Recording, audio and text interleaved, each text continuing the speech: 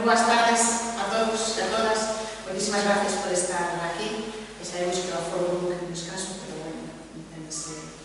É o mellor o tema que é descoñecido, porque os caminos no momento o foi, pois o mellor non generaba esa expectación. Imos gravar a presentación para despois colgar en redes e na web e que a xente pois poida desde a súa casa tranquilamente saber un pouquinho da vida e milagros de Jimena Rodríguez e que eso lle inste a poder ver a exposición, ir aquí a chegarse a exposición.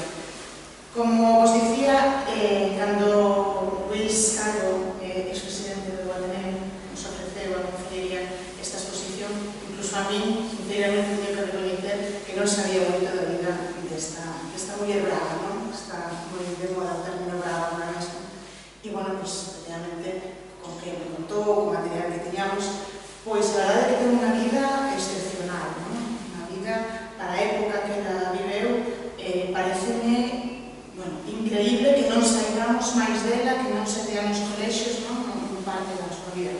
Imagino que terá tamén algún tipo de implicación política e demais, pois, esa ausencia, non? Nas aulas. Pero, bueno, sería interesantísimo, dende logo, recoñecer a esta muller que abriu portas e que tivo un final tan dramático precisamente por non querer seguir ou por non querer asumir o que a súa nai te indicaba. Temos con nós, para que nos fale moitísimo máis que somos estudiosos deste tema, Eliseo Fernández, que é historiador, que era presidente do Ateneo no ano 2014, cando se fixo un ciclo de conferencias específicas sobre Hidega, no centenario do seu crecemento. E temos tamén a Luis Calvo, ex-presidente tamén do Ateneo Ferrolán. Aos dous as gracias por estar aquí acompañados, por cedernos esta exposición para que toda a veciñanza de Ares poida coñecer a esta muller. Sen máis, vamos a adiantar máis a cuestión, paso xa a palabra a Luis, que logo presentará a Eliseo. Hola, boas tardes. Vou ser moi breve, porque creo que é mellor,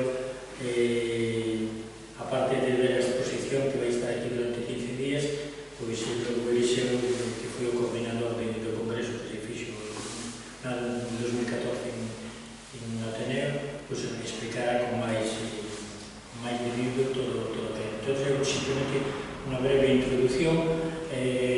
Cando nos enteramos tuvemos conhecimento con xente que conocía a vida de Hidega, pois non Ateneo nos parece moi interesante. Estuvimos tratando de buscar xente para poder o que se fixo no final, que foi no 2014, un congreso para falar da vida de Hidega, dos seus 19 anos que viveu. Entonces, nos chamou a atención, porque eu, canto máis leo dela, me chama a atención, porque pensar, estamos falando do ano 1914, perdón, cando naceu, e morreu no ano 1933, o sea, solamente viveu 19 anos. Entonces, todo a súa existencia non foi porque sí, foi porque a nai de Hidega quiso ter un fillo, unha filla que un pouco a súa idea era que fora liberadora da muller neste caso.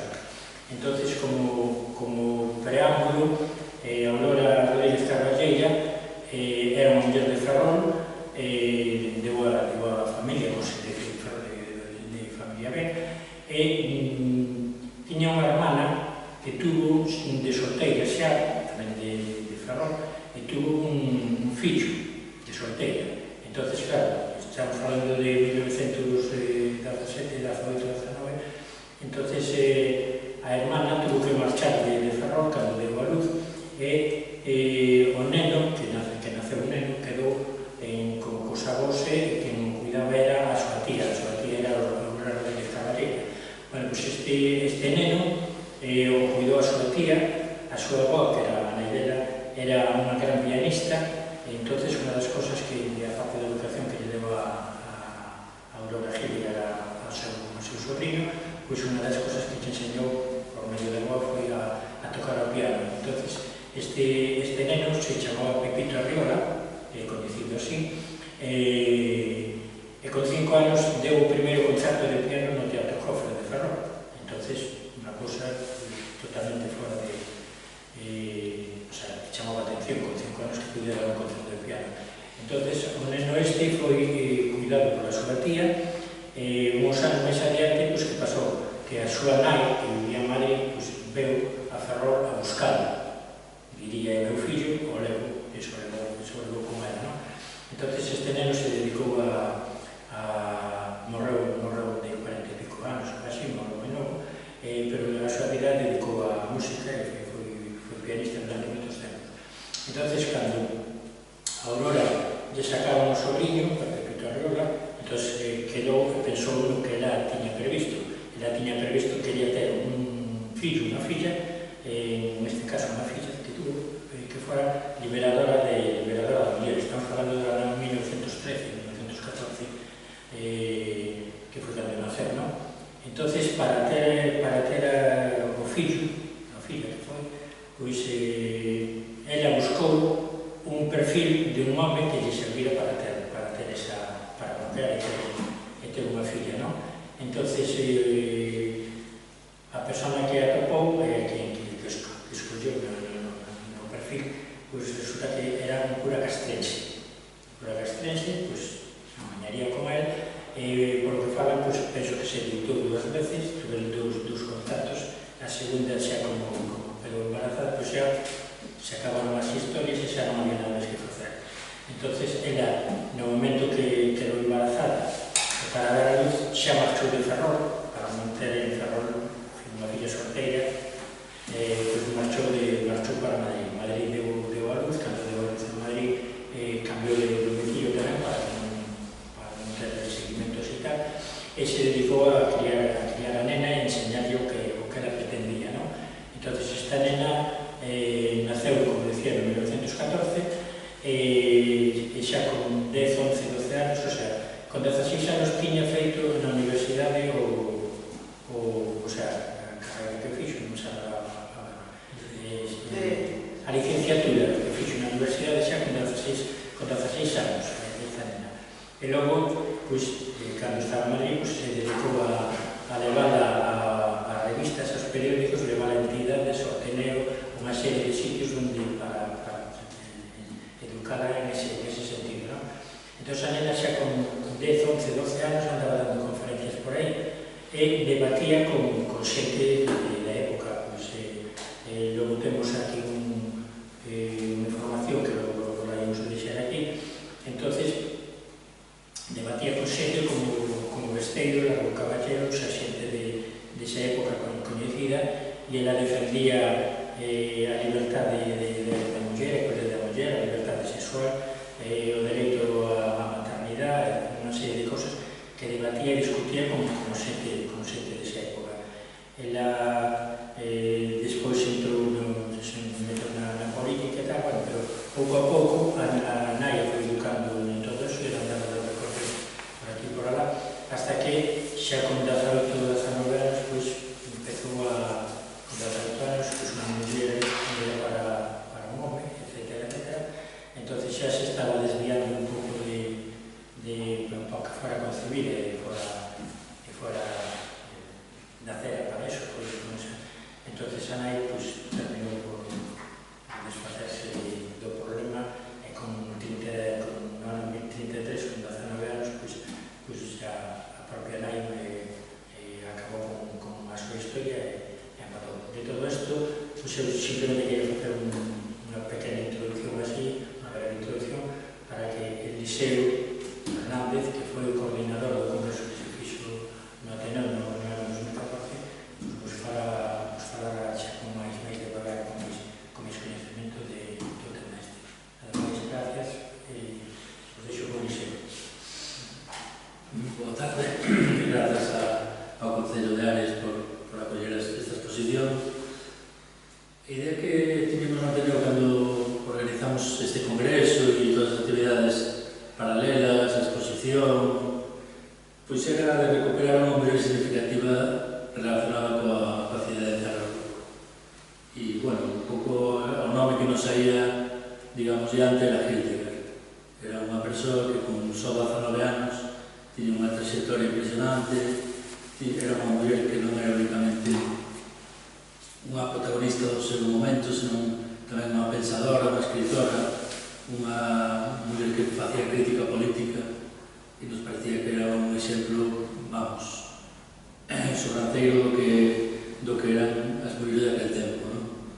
Entón, plantexamos a posibilidade de facer ese congreso, de chamar a xente que fora especialista na historia e na vida, no pensamento de Hildegard, e recuperar esa figura, pero tamén afastando un pouco pois, de cousas polas que era coñecida polo seu final, porque foi, como dixo Luís, asesinada pola súa nai, pero iso foi o final, pero ainda que non morrera dese xeito, era unha persoa importantísima no momento en que estaba vivindo.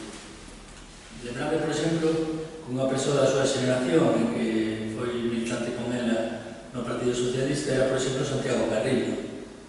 E Santiago Carrillo naquele momento era un personaxe menor comparado con Hildegard, que era un personaxe maior. Os dous eran prácticamente da mesma idade, e despois Santiago Carrillo, que sobreviviu a Hildegard e sobreviviu a moitas cousas, pois foi un personaxe importante na historia de España.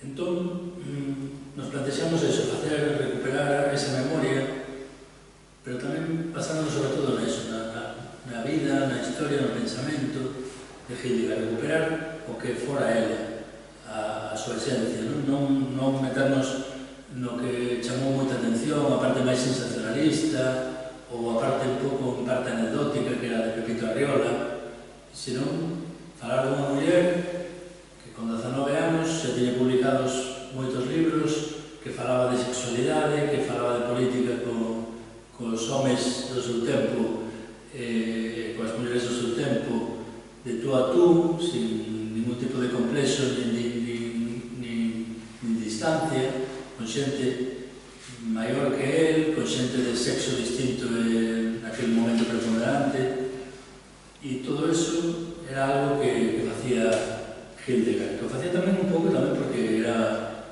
un pouco o desexo da súa nai, pero tamén porque ela estaba aí e digamos que era a protagonista dese momento, deses feitos históricos.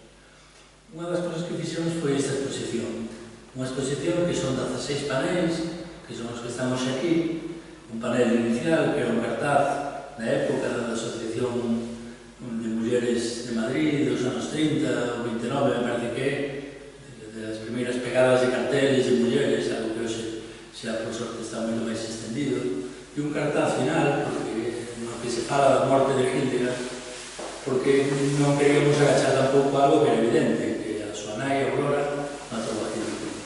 Pero o cerne da exposición non son os outros 14 panéis.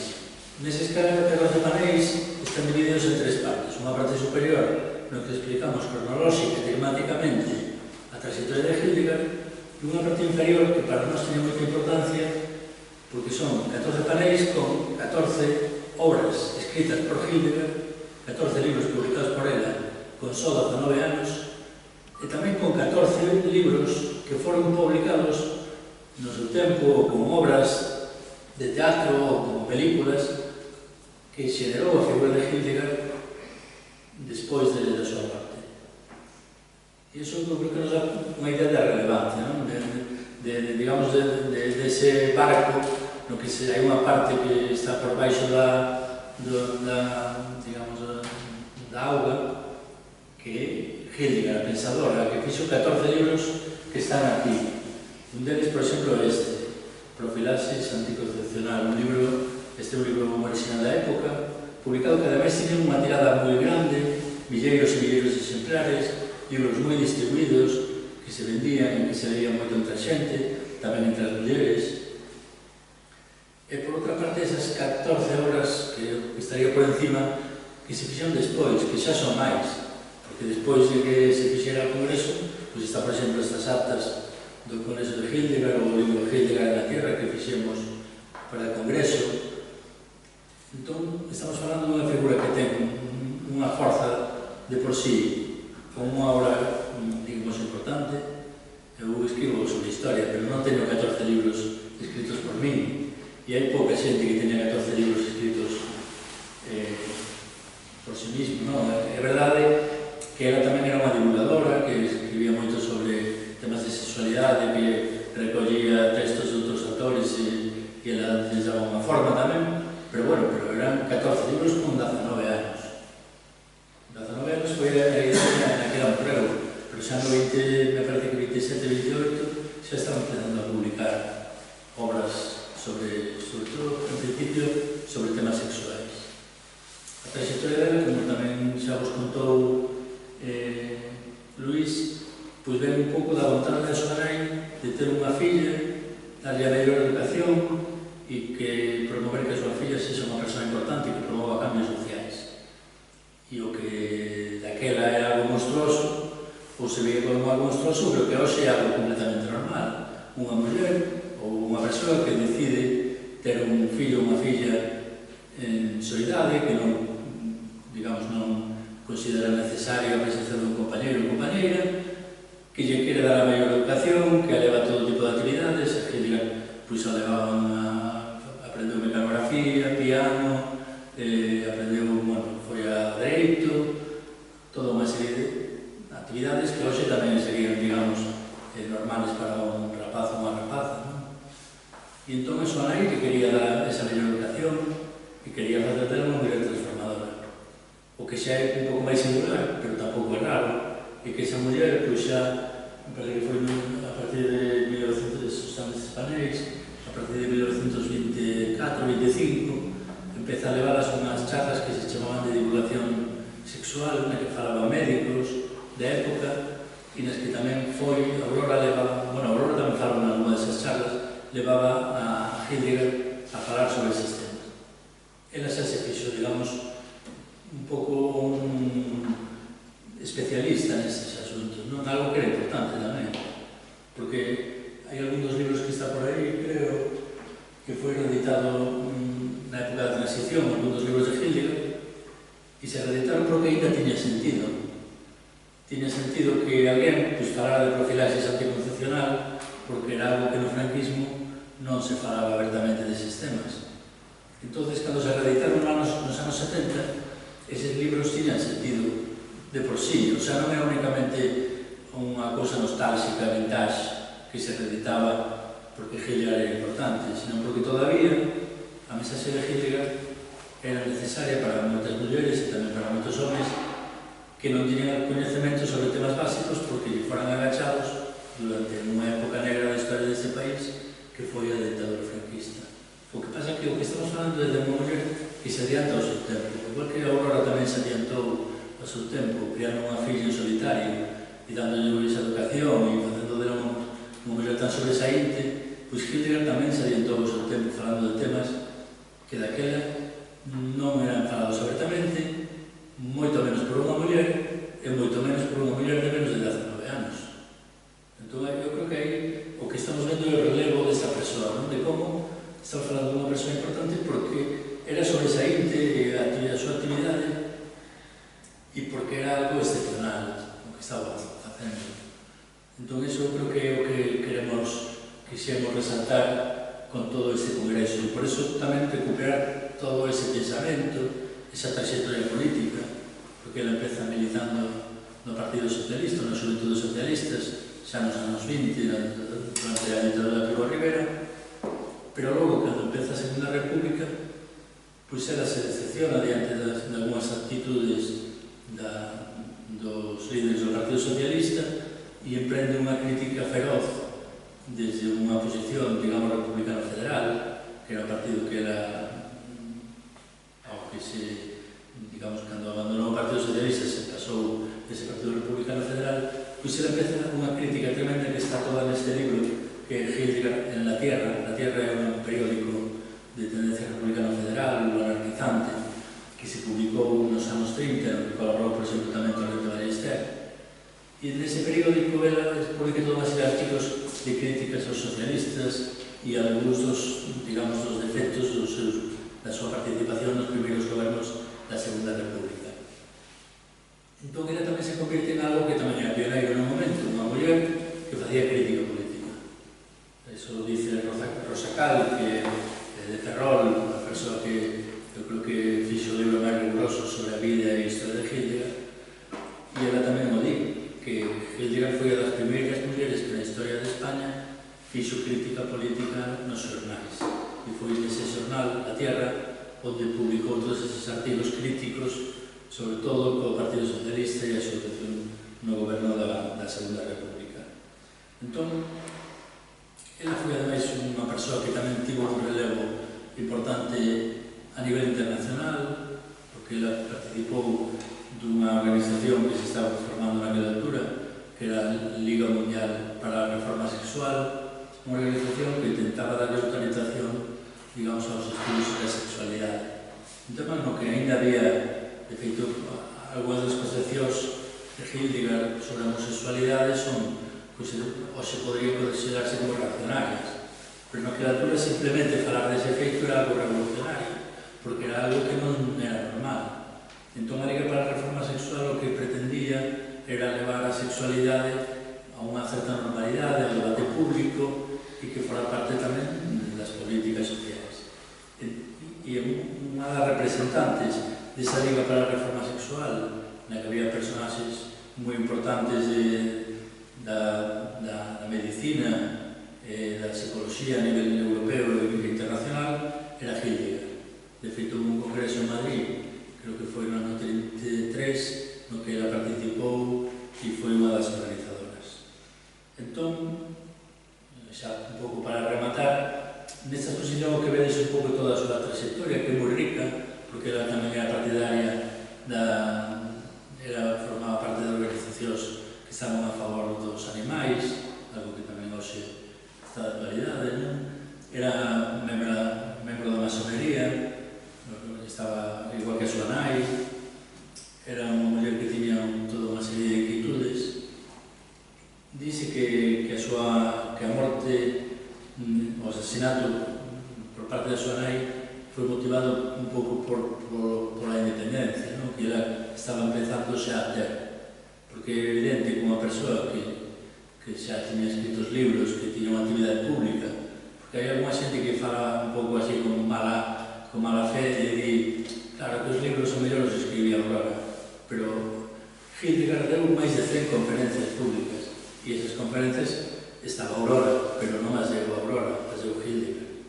Hildegard era unha persoa que se estaba formando, evidentemente, aos 18 ou 19 anos, en que daquela a maduración era moito máis rápida, pero era unha muller que estaba xa formada, que tiña un pensamento e que en certa altura tamén choca co pensamento da nai, non? E entón ese parece ser que pode ser, digamos, tamén o detonante de que a nai que perde a cabeza, que a nai perde a cabeza, pois que asesina.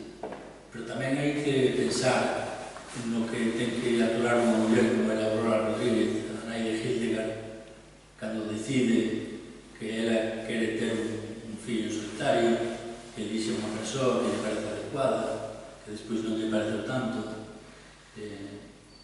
a persoa que ela elixiu para ter ese fillo ou filla, a presión social, porque de feito parece ser que Hildegard é concebida en Ferrol, pero Aurora Rodríguez vai a Madrid, e en Madrid onde nace Hildegard, porque, claro, en Ferrol ainda era máis complicado ter unha filla en solitario e dar, digamos, dar a luz e vivir con unha filla nun ambiente máis pequeno, máis sempre se fala dos ambientes máis provincial, en certa medida, que Madrid, non? Ela en Madrid tamén se cambia varias veces de casa, vive no barrio de Prosperidad, vive no barrio de Lavapiés, vive tamén finalmente no barrio en Chamberí, que é onde morre. Pero Aurora está tamén vivindo con unha presión tremenda, que é esa presión dunha muller pois que está facendo algo extraordinario, que é criar unha filla en solitario, darlle unha educación, facer a protagonista e ela mesma ser protagonista de unha historia que creo que é relevante. Entón, eu creo que tamén iso cumpre telo en conta para pensar en como esa muller tamén se desequilibra. Aurora Rodríguez se volve unha tola, e naquela toda a vida que viviu, porque morreu nun psiquiátrico en Pozuelos, sempre reivindicou que o que ela fixera non era obra dunha tola. O sea, que ela reivindicaba os feitos e dicía que non era tola. De feito, hai un debate psiquiátrico na época, porque un psiquiatra reaccionario, como era Vallejo Nájera, decía, pois, como que, claro, mulleres de esquerdas, eso xente que está mal e acaban as cosas como acabaron. E ese, digamos, ese foi o mensaxe. Tamén ela se rebelaba contra ese mensaxe. E tamén outros psiquiatras xa actuais, como Guillermo Rondeu, que é un dos que escriben que participou no Congreso ou na ponencia, pois fala de outras motivacións, fala de algún mensaxe moito máis matizado que ese mensaxe reaccionario. Entón, en parte do que quixemos no Ateneo cando fixemos a exposición e o Congreso foi facerlle xustiza, recuperar a muller polo que foi, non pola súa morte, non porque tivera un primo que se fora Pepito Arriola, sino porque foi unha muller extraordinaria do seu momento, unha protagonista do seu momento tamén, que polemizou coa clase política que estaba tamén naquela altura levando adiante o país, e ela foi unha persoa relevante e importante na súa época, coñecida por moitísimos milleiros de persoas. Despois esa figura se perdeu na época da ditadura franquista e cando reapareceu xa foi un personaxe sensacionalista, pois, da revista, pois, el caso de publicacións, digamos, sensacionalistas que recuperaban esa figura como algo anecdótico, como unha cousa, algo extraordinario, pero non pola súa figura, sino extraordinario polos feitos que aconteceron na súa morte. E entón eso nos parecía que era injusto e entón quixemos darle un pouco de sentido a toda esa historia, non? E tamén expoñela, un pouco darlle voz a todo o que foi a súa vida, poñela a disposición de todos e que para quen que faga tamén o seu xuízo sobre Hildegard, sobre Aurora e tamén sobre aquela época na que elas vivían. Non sei se alguén ten alguna... Sí, eu me gustaría señalar dúas cosas. Vamos a ver, cando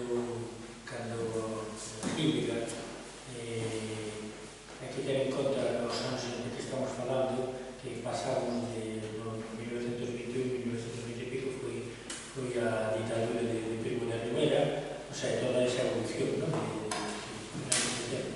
Entonces, Hildegard, con 14 años, andaba dando conferencias por aí e andaba debatindo os temas eses como da sexualidade, da igualdade, da eugenesia, o dereito das mulleres a ser nais, etc. E debatía con xente de época, con Gregorio Marañón, con Besteira, con Caballero, etc. Entón, cando se fixo isto no Ateneo, unha das cousas que falaba dixo aí foi a parte dese libro que recolle todas as ponencias dos 19 persoas que estuveron no Congreso do Ateneo, aí hai xente de Galicia, de España, de Centro Europa e tamén hai unha mundial que era de Estados Unidos. E chamou a atención que comentaban nas charlas que en Estados Unidos, en 3 ou 4 universidades de Estados Unidos, conocían a vida de Hildegard. E en Ferrol, en España, e en Ferrol, que é onde saiu, pois non tiñamos nin temos puñetera de quen era esta muller. E en ese tempo estuvo con 14 anos, desde os 14 hasta os 18, creo que foi, estuvo na UGT no PSOE. Estaba na UGT no PSOE. E cousas premonitorias que as escoitamos e as vemos hoxe en día, pois, por exemplo, eu falaba moito con a Casa do Pueblo de UGT e lle falaba a compañeros, os traballadores, non podedes permitir que, non sei se era Largo Caballero ou non, pero que Largo Caballero, por exemplo, seña ministro do goberno de España e ao mesmo tempo seña secretario general do UGT e está acordado por dos lados. O sea, curiosamente, son cosas que vemos que se están repetindo hoxe en día, non? E claro, o sea, esas cosas que ela falaba e decía, ao terminar por votar de UGT e do PSOE, porque ela, por exemplo, iba a dar conferencias a Euskadi, iba a dar conferencias a Asturias, e en un momento a invitar de Asturias, e como non a podían invitar oficialmente, porque a nivel interno, tanto de UGT como o PSOE, non había comunicación para que pudiera ir ela, pues a invitaron particularmente. Entonces, curiosamente, foi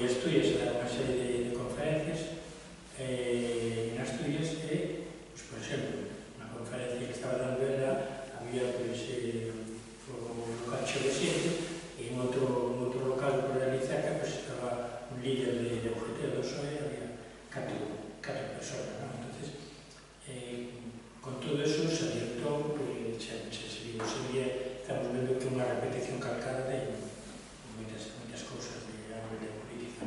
Esperemos que non acabe igual da época. Esperemos que non. Bueno, pois nada, moitas gracias Eliseo, moitas gracias Luís, gracias a vos, e nada, invitamos a toda a veciña